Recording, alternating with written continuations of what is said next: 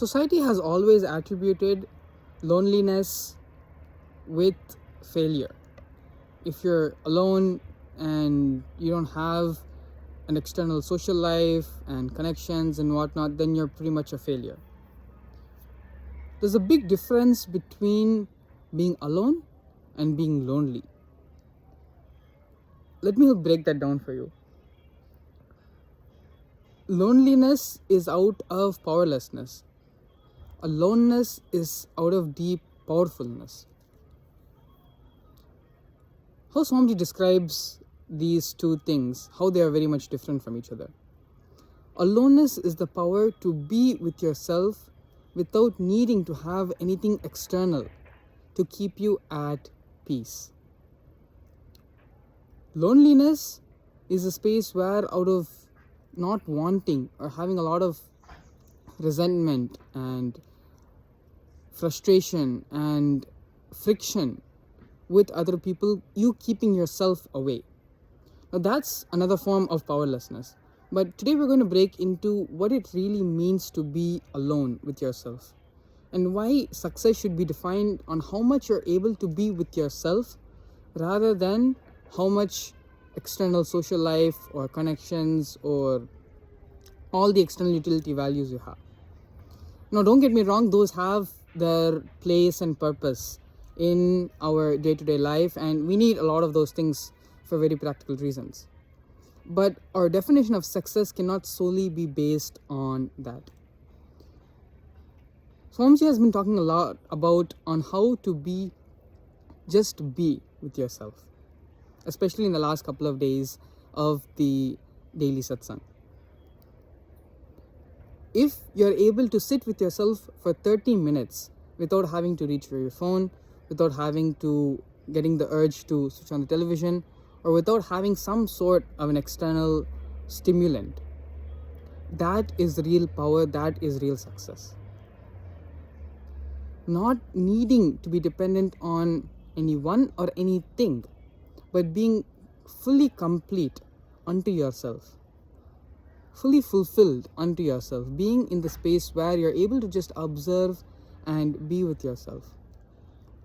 That is your measure of success. The number of hours or minutes or time you're able to just sit completely at peace with yourself, as Swamiji describes in the space of Paramashanta Swarupa. That needs to be your real definition of success.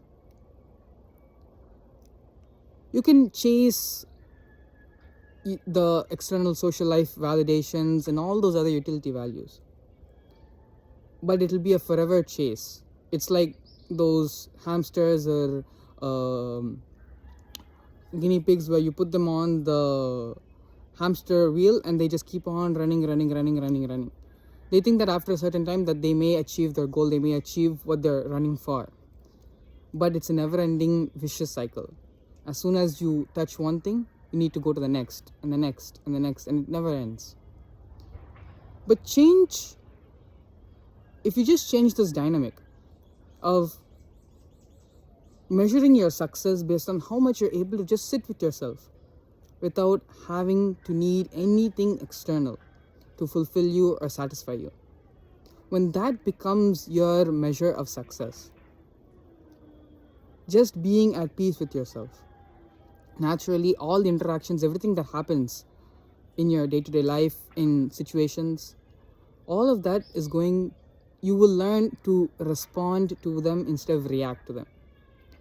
Reacting is when you take instant decisions out of your powerlessness or out of your emotions and frustrations and anger and anxiety.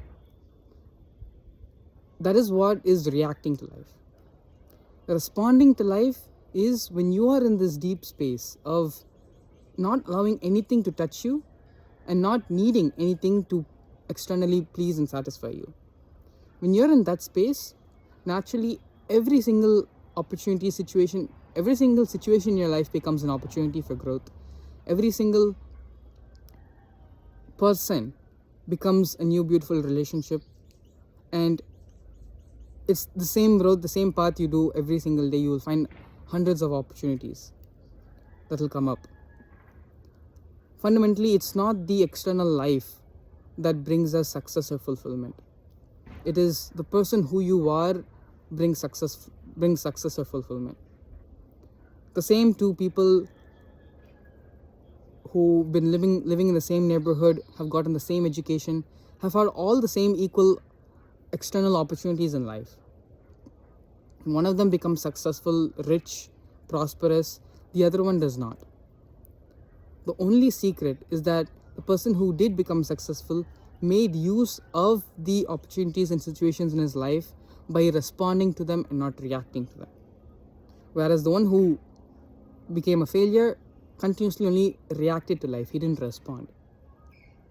Learn how to respond to life instead of reacting. Then there is nothing external which will bring you success. It's only your internal shift that will.